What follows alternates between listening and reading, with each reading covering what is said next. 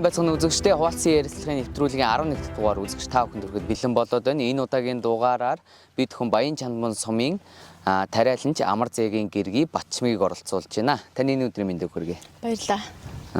Тэгэхээр өнөөдрийн хоёулангич ерөнхийдөө ярилцах сэдэв бол одоо тариаланчийн гэргий одоо яг энэ хөдөлмөр эрхлэлтийн хувьд одоо яг ямар үйл ажиллагаан дээр яаж оролцдог вэ гэдэг талаар ерөнхийдөө хоёулаа ярилцсан.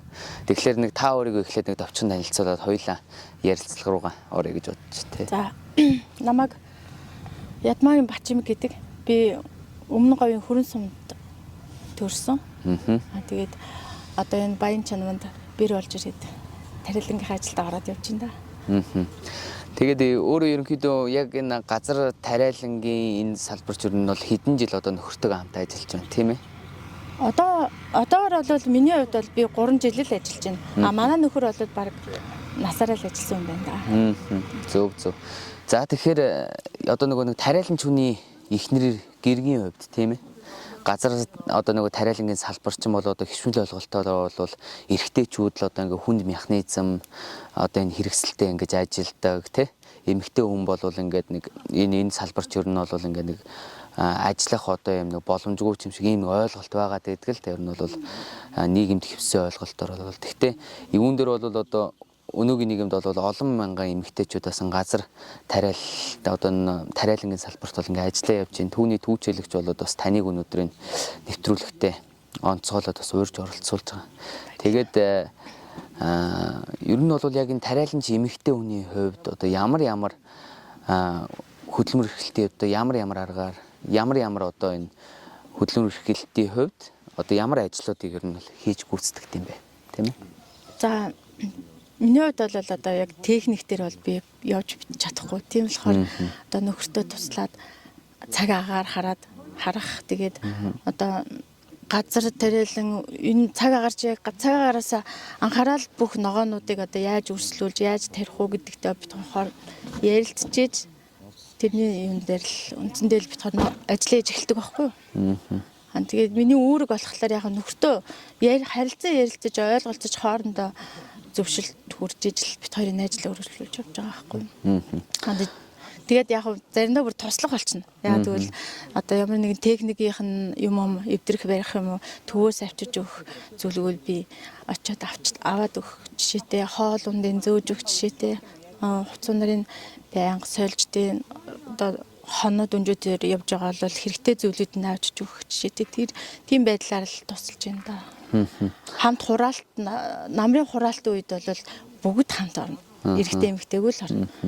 Тэгээ бас нэг байгалийн бас онц эрс одоо нэг цаг ууртай гинт бороо орох, гинт салхилах, шуурах гэх мэт одоо энэ нэг бас байгалийн эрсдэс байдалд бас нэг хамт ажиллаад тэн дээр ч одоо бол нэг эрэгтэй нь гарчих би эмэгтэйгээр үлдчихсэн ойлголт бол байхгүй шүү дээ тийм ээ. Тэгээ хамтлаг басаа гараад ингээд юу байгаа ажилласаа. Дээрээс нас та нэг сая нэг яриандаа бас нэг дурдчихсэн одоо газар тариалангийн салбар бол одоо ингээл үр ногоогоо ингээ хийчихэл услаал ургаал ийм нэг амархан процесс бол биш. Ерөнхийдөө нэг ялах хүүхэд яг бойжуулж байгаатай ижлэхэн гэж өөрөө ярьж байсан тийм ээ. Одоо эн чинь хүмүүс нийтлэг хүмүүс бол мэдэхгүй байх. Ерөнхийдөө бол газар тариалангийн одоо энэ маань талбай маань бас өвчлөлт өртөх бас тийм эрсдэл байдаг шүү дээ тийм ээ. Үүн дээр бас утаа майд одоо бодис цацах ч юм уу утаа май тавих иймэрхүү бас чимхлүүр ажлыг бол бас таныг хийдэг байх гэж би бас бодоод байна тийм ээ. Хийх үедээ хийн. Ер нь бол би анхандаа бол ерөөсөө газар тариалангийн асуудлыг ерөөсөө сайн мэддэг байсан. Тэгээд орж ирээл ер нь нөхөртөөгөө ажиллаад эхлэхэд л анханасаа л энэ газар тариаланг шиг яг жоох хөвгт бойжуулж байгаа юм шиг л ер нь арчилж эхэлдэм тарихаас эхлээл тэгэл боловсруулалт гээл тэгэл зуны байнга боловсруулалтыг чинь байнга харж ямар боловсруулалт хийх үү яах вэ гэдгийг чинь бас харж арчилж ээжж дараа намар нь ямар тариа хурааж авах вэ боловсруулалтаас л болд юм. Би Баян Чанаманд ирчээд тариаланч Алтаа гэдэг ихч үйдэг байхгүй юу? Тэр ихчээс айгүй тийм нэг үгийг айгүй сонгож авсан. Тэр үг нь болохоор юу юм гэхэлэр тариаланч хүн технологи чухал гэж хэлдэг. Технологи гэдэг чинь одоо юу гэсэн үг вэ? Яг эхлээл тарихаасаа эхлүүлээл боловсрал хүртэл нь тийм технологи гаргасан байх хэрэгтэй. Гэхдээ цаг агаартай холбоотой, байнгын холбоотой. Тэгээ тариаланчууд ер нь бүгдөө л цаг агаар чинь болчт юм билээ шүү дээ. Тэгэл би ч гэсэн тэрэнд нь хамт ороод цаг агаараа хараад, хардгаараа хараад боловсруулалт хамтдаа одоо ярилцж байгаад гарах үедээ гараал. Ингээл хамт явдаг та. Таны нөгөө анх нөгөө газар тариалангийн энэхүү салбарт одоо нөгөө анх яаж ажиллаж эхэлж байсан талаараас түүхийг сонсомоор байна л та тийм ээ. Анхны ногоо хураалт, анхны энэ одоо үр суулгалт гэдэг юм уу энэ ажил анх одоо яаж энэ тариалангийн салбартаа бас ингэж ажиллаж байв тийм ээ. Анх чинь би ер нь тариалт гэж юу ч мэддгүй байлаа. Хотод тэгээд дүүнэртэйгээ л байдаг байлаа.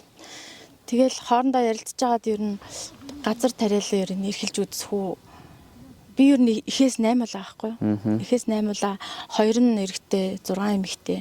Тэгээ 2 эрэгтэй маань Солонгос явцсан. Тэр үед тэгээд 6 эмэгтэйгээрээ байж хата хоорондоо яриад нэг ер нь газар тариалан эрхэлж үзье. Би ер нь эрэгтэй хүнээс илүү эмэгтэй хүн ч гэсэн яагаад хийж болохгүй гэж бодоод ногоо тарьж үзье. Яагаад ногоо тарьмаар санагдсан гэвэл эрүүл сайхан хоол хүнстэй байхыг хүсээд бид нар ч одоо хятадаас их юм оруулж ирж байгаа шүү дээ. Тэгэхээр өөртөө гоё ингээд ногоогоо тариад тэрнийхээ үр шимээр гоё амттай ногоогоо тэгэхээр ямар ах вэ гэж бодоод ногоо тарьчихсан байхгүй юу. Тэгээд Төв аймгийн Баянчаанын сумд ирээд сургуулаа ирээд ногоо тарихаар болоод тэгэл анх нөхөртөө тэгжл танилцсан да ногоо тарих уу гэж л уулзаал. Тэгэл танилцчихсан. Тэгээд тэр тухайн үедээ тэр үедээ манай нөхөр манай ногоог тарьж арай амжихгүй ажил ихтэйсэн болохоор нөгөө баяр цэнгэлгээд тариалдаг хүн байсан. Тэрүүгээр тариулаад тэгээд тэр тариулаад эхлээл ер нь бол ногоо зүгээр л тарьчаал хураад юм байх гэж бодож исэн чинь тийм юусоо байгаагүй. Бүр ингээд маш нарийн мэдрэмжтэй, цаг агаарын мэдрэмжтэй, өөртөө ч гэсэн айгүй мэдрэмжтэй байж ч л ногоо тарьдсан гэдгийг мэдж авал тэгэл тэрнээс хойшоо ер нь бол ногоонд л орсон доо. Манай харин дүүнэр харин төрдөө болсон. Гэтэ ер нь бол яванда тарих л байх. Бид тэгжл ихсэн ер нь бол тариалан. Одоо бол би бол тариалангаа аваа явж байгаа нь манай гэр бүл. Тэгээ ер нь бол нөгөө нэг анх одоо ингээ нөгөө тариалт хийгдээд ингээд тэр нөгөө ногоо ингээд бүрийн ингээ боловсроо тэрийг ингээ хурааж авч байгаа мөч. Одоо бас одоо нөгөө газар тариалангийн салбарын бас нэг аз жаргалтай хэсэг нь бас юу вэ тийм ээ. Гоё штэ. Стэй сайхан. Бүр тариалангаа хурааж аваад нар жаргаж байгаа бүр гоё. Тэгээ холуулаа гадаа хээр хоолоо игээд идж байгаа тойроо суугаад байж байгаа нь бүр сайхан байд юм аа. Яг гэвэл өөртөө бүгдийг нь өөртөө хийгээд тэрнийхээ үр шимийг авч хурааж хэрглэж үдэж гинэ гэдэг чинь л хамгийн сайхан байгаа байхгүй юу? Амттай ч гэж игдэх. Их гоё яд шүү дээ ер нь бол. Ер нь бол одоо нөгөө нэг энэ тариалангийн салбар тэр дундаа одоо энэ хурааж авсан ногоо хүнсний ногоо эдрээ одоо ингээд нөгөө зарж борлуулж санхүүгийн их усрээ бүрдүүлнэ гэдэг чинь бас чухал та тийм ээ энэ бизнес юунд бол тэгэхээр энэ тарьж байгаа ногоогоо одоо хайш нь яаж нийлүүлж байна те? Бидэд нөө одоо байнгын ногоо тарьдаг болохоор тодорхой хэмжээгээр нөгөө яаж зарах уу борлуулах уу гэдгийг бас мэдсгэцэн хүмүүстэйгээ танилцаад одоо хот руу чэнжүүдэд тараад өгөхөөр тохиролцооцсон хүмүүс болохоор тэнд их ялдаггүй. Ер нь бол хамгийн гол нь бид нэр маш сайхан боловсрсан эрүүл сайхан ногоо тарих хэвээр. Тэр хүмүүс бол бидрээс аваад Монгол улсуудтай хүмүүстэй ингээд тарах түгэх зорилготойгоор ингээд хийгээл гэрээг эцгээгээл тэгэл явцгааж байна. Тэгэхээр энэ газар тариалангийн салбар тэр энэ дотор бол нөгөө нэг техник тоног төхөөрөмж бол маш чухал шүү дээ тийм ээ. Ер нь бол одоо дээр үед бол яг нөгөө гараарч гэдэг юм уу те нэг механик ажиллагаар ингээд явж исэн бол одоо ч юм бол бүр нөгөө орчин үеийн сүүлийн үеийн техник технологи одоо 100% ашигладаг болчихлоо. Тэгэхээр бас гэр бүлийн бизнестэй хэрхэн яаж одоо нөгөө хуримтлал үүсгээ тэрүүгээрээ техник тоног төхөөрөмж бас хөдөлмөрөө хөнгөвчлөх тийм ээ. Энэ дээр бас хэрхэн яаж ажиллаж байна тийм ээ. Бид хоёр анх нийлэхдээ хоёр тортой уцтай л нэлсэн. Ер нь бол тэгэл манай хүний трактор унаал газар тариалан хийдэг гэсэн. Би болохоор хотод өөр ажилдаа яж байгаа хурж ирэл хамт зориглол хурж ирэл хамттай юмаа хийхэр болъё гээл.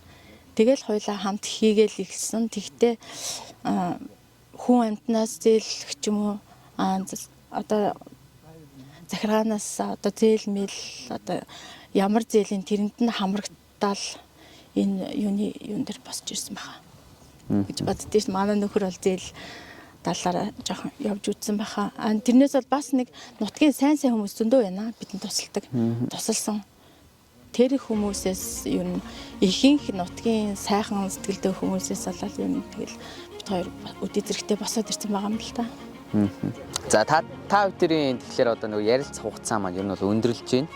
Тэгээд сүүлийн асуултаа би бас танд тавья гэж бодож байна. Ер нь бол одоо нөгөө олон мянган бас эмэгтэйчүүд байгаа ах гэж бодож одоо нөгөө тань шиг нэг газар тариалангийн салбар руу бас ингээд орчий. Нэг бол одоо ингээд бодож байгаа тий. Тэр одоо нөгөө эмэгтэйчүүдтэй зориулж ямар сайн туршлага, ямар сайн зөвлөгөөг бас та хүргэе гэж бодож байна тийм ээ. За би бол газар тариалангийн хүн уг нь бол биш. Би ч одоо 1998 онд 10 жилээ төгсөөл урлагийн ухааны дээдийн Монгол зургийн анги болон дахны мэргэжлэр төгсөн байхгүй. Тэгээд тэр мэргэжлэрээ явж хотод амьдарч агаад нөхөртөөгөө одоо ногоо тарья гэж дүүнэртэйгээ орж ирснээс хойш нөхөртөөгөө уулзаад тэгээ газар тариалан ер нь яагаад хийж болдгоо ингэж зориглол орж ирсэн байхгүй. Тэгээд тэрний үндсэн дээр ер нь хүн зүгээр бодох биш үйл хөдөлгөөнөөр хийж одоо өөрийнхөө бодсон зүйлээ биелүүлэхийн тулд тууштайгаар хийж үзэж ээж юмны ард гардыг байна гэдгийг л айгүй сайн ойлгосон. Тэгэхээр одоо энэ залуучууд бид нар чинь ер нь зоригтой л авах хэрэгтэй юм байна. Зориглж ер нь газар тариалан эрхэлдэг ч юу ер нь ямар нэг юмыг эрхлүүлээл гэж бодож байгаа бол бүгд л одоо айж имиж ингэж бодож суухаасаа илүү хөдөлгөөн одоо алдсан ч гэсэн хөдлөх хэрэгтэй хийж бүтээх хэрэгтэй гэдгийг л хэлмээр байна. За та бүхэн ярилцах хугацаа ингээд өндөрлж байна. Тэгээ манай нэвтрүүлэгт оролцсон танд баярлалаа. Тэгээд танд болон таны гэр бүлд хамгийн сайн сайхан бүхнийг хүсье. Баярлалаа. Ингээ үзэгчдээ манай хуваалцсан ярилцлагын нэвтрүүлгийн 11 дугаар өндөрлж байна. Энэ удаагийн дугаар Баян Чанган сумын тариаланч Амар Заяагийн гэргий Батчимэг оролцлоо. Манай нэвтрүүлэгт оролцсон танд баярлалаа. Баярлалаа. Та бүхэнд ч гэсэн ажлын амжилтыг хүсье өрөө юу. За баярлалаа.